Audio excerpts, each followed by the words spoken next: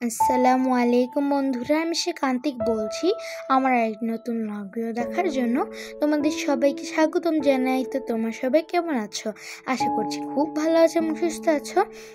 আলহামদুলিল্লাহ, আল্লাহর অসীম রহমতে আমিও খুব ভালো আছি এবং সুস্থ আছি। দেশ এবং দেশের বাহির থেকে যারা এই ভিডিওটি দেখছো তাদের সবাইকে জানাই আমার অনেক অনেক ভালোবাসা এবং ধন্যবাদ। তো বন্ধুরা দেখো, আমি কিন্তু সকাল থেকে ভিডিওটি স্টার্ট করেছি। আর আজকে কিন্তু আমি খিচুড়ি, তারপর ডিমের অমলেট এবং আলু ভাজি, এগুলো সব আইটেম নিয়েছি এবং এগুলো দিয়ে আজকে আমার সকালের নাস্তাটা সেরে নিব। তো এই তো আমি কিন্তু মজা করেই খেয়েছি আলহামদুলিল্লাহ। সকালবেলা না খিচুড়ি খেতে অনেক ভালো লাগে, আমার অনেক ভালো লাগে খিচুড়ি খেতে। তোমাদের কার কার সকালবেলা এরকম খিচুড়ি খেতে ভালো লাগে অবশ্যই জানাবে। তারপর কিন্তু বন্ধুরা আমি কোচিংয়ে যাবো, এই জন্য রেডি হয়ে গেছিলাম। এই তো এখন কিন্তু আমরা কোচিংয়ে যাচ্ছি। আর দেখো কি সুন্দর না সূর্যি মামা, চারপাশে কি সুন্দর মেঘ, এত সুন্দর লাগছিল আকাশটা দেখতে, মাশাআল্লাহ। আর দেখো এখানে কিন্তু অনেকগুলো পুলিশ ছিল, তো তারা কিন্তু এখানেই ছিলেন, তো পাহারা দিচ্ছিলেন। তবে এখানে কিন্তু বেশ কয়েকটাই গাড়ি আছে, তবে এত বেশি গাড়ি দেখা যাচ্ছে না, কেননা স্কুল বন্ধ। আর এখানে বন্ধুরা দেখো ভ্রাম্যমাণ লাইব্রেরি, অনেক দিন পর দেখলাম। ভ্রাম্যমাণ লাইব্রেরি দেখলেই মজা লাগে। আর বন্ধুরা আমি নূরজাহানের সাথে কথা বলছিলাম, কেননা ওর চোখে একটা চশমা দেখতে পেয়েছো তোমরা। আসলে না ওর চোখ হঠাৎ করে ফুলে গিয়েছে, তো ও তো কিছুই জানে না, তো পরে চশমা পড়েছে। আর বন্ধুরা এই পাশে আমি মাকে বলছিলাম, দেখো মা অনেক পেয়ারা পড়েছে। আসলে পেয়ারাগুলো একদম পেকে পেকে নিচে ধপ করে পড়ে গিয়েছে, তাই নিচে অনেক পেয়ারার চাটনি হয়েছে। আসলে না এই গাছে এত পেয়ারা খাওয়ার তো মানুষ নেই। তো যারা যারা আমার ভিডিও দেখো তারা অবশ্যই চলে আসো, এতগুলো পেয়ারা কেন থাকবে, তোমরা খেয়ে নিও। আর বন্ধুরা এখন কিন্তু আমরা বাসায় চলে যাব।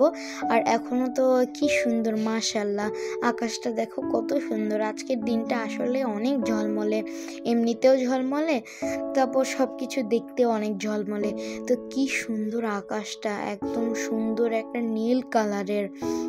এই তো কি সুন্দর গাছ, একদম রোদের তাপে তারা খুশি হয়ে গেছে, তাদের গা চকচক করছে, তাই না বন্ধুরা? তো তোমাদের কার কার এই দৃশ্যটা দেখতে ভালো লাগছে আমাকে অবশ্যই জানাবে, আমার তো অনেক ভালো লেগেছিল। তো বন্ধুরা অবশেষে বাসায় এসেছি, তারপর কিন্তু আমি গোসল করে নিয়েছি এবং নামাজ আদায় করে নিয়েছি। তবে যখন আমি গোসল করছিলাম তখন মা রান্নাবাড়ি করে নিচ্ছিল। তো দেখো এখানে কিন্তু মা হচ্ছে কাঁকরোল দিয়ে মাছ রান্না করছে। মা কিন্তু কাঁকরোল এমনি ভাজিও করে, সেটা ভালো লাগে, তবে এরকম মাছ দিয়ে করলে না আরও দুর্দান্ত হয়। আমার না কাঁকরোল ভালো লাগে মাছ দিয়ে খেতে, তো মা এভাবে মাছের তরকারিও করে, ভালোই লাগে, আবার ভাজিটাও দুর্দান্ত। আর এখানে কিন্তু মা সুন্দর করে মশলা কষিয়ে নিচ্ছে, কারণ মা এখানে পাঙ্গাস মাছ রান্না করবে। আর মা কিন্তু এখানে কিছুটা টমেটো দিয়েছে।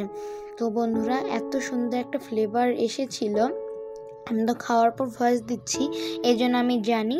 এতেও কষাতে কষাতে অনেক সুন্দর একটা কালার চলে এসেছে আর একটা সুঘ্রাণ বের হচ্ছিল। তো এখন কিন্তু এই পর্যায়ে মা পাঙ্গাস মাছগুলো দিয়ে দিবে। আর বন্ধুরা আমার বাবার নাকি পাঙ্গাস মাছ খেতে ভালো লাগে না, কেননা এটা বাবার একটু গন্ধ লাগে। তবে এভাবে মা যখন টমেটো দিয়ে রান্না করে না, খেতে বাবার দুর্দান্ত লাগে। এ তো দেখছো পেটি, এটাও বাবার ভালো লাগে না, গন্ধ লাগে। তবে আমি আর মা যে কোনোভাবে পাঙ্গাস মাছ খেতে পারি, তবে এভাবে মাখো মাখো যদি টমেটো দিয়ে রান্না করা হয় তাহলে বাবা খেতে পারে, বাবা সুন্দর ঘ্রাণও পায়, আবার মজাও করে খেতে পারে। তো মা কিন্তু আজকে ভাবলো কি এভাবেই রান্না করবে।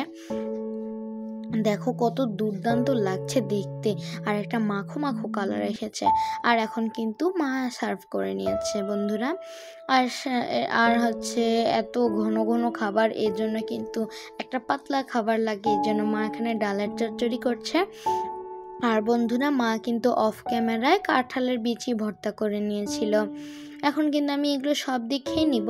তো বন্ধুরা কাঁঠালের বিচি ভর্তা যে এত টেস্টি ছিল কি আর তোমাদের বলবো। আর হচ্ছে পাঙ্গাস মাছটা তো আর কিছু বলার উপায় নেই। আর ডাল দিয়ে খেতে তো অসাধারণ লাগছিল। আলহামদুলিল্লাহ, আজকের দিনটা আমার অনেক ভালো কেটেছে। আর এগুলো সব আইটেমগুলো অনেক মজার। তার মধ্যে আজকে একদম ঝলমলে রোদ, দিনটা কিন্তু অনেক সুন্দর। তো আলহামদুলিল্লাহ, আল্লাহর কাছে শুকর আদায় করেছি। আর এই তো আমার খাওয়া দাওয়া শেষ হয়েছে। তারপর কিন্তু আমি একটু রেস্ট নিয়েছিলাম। তারপর কিন্তু আসরের আজান দেওয়ার পর আমি নামাজ আদায় করেছি। তারপর দেখি সানিহা এসেছে, তো আমি কিন্তু বাইরে খেলতে গেছি। পরবর্তীতে নাহিয়াও চলে এসেছে। আর বন্ধুরা, আসলে কি মা আজকে আমাকে জিজ্ঞেস করছিল, বলো তো বাবু আমি আজকে কি রান্না করেছি। তো আমি কিছুক্ষণ ভেবে বললাম, মা তুমি টমেটো দিয়ে মাছ রান্না করেছো। তো মা তো একদম অবাক হয়ে গেছে।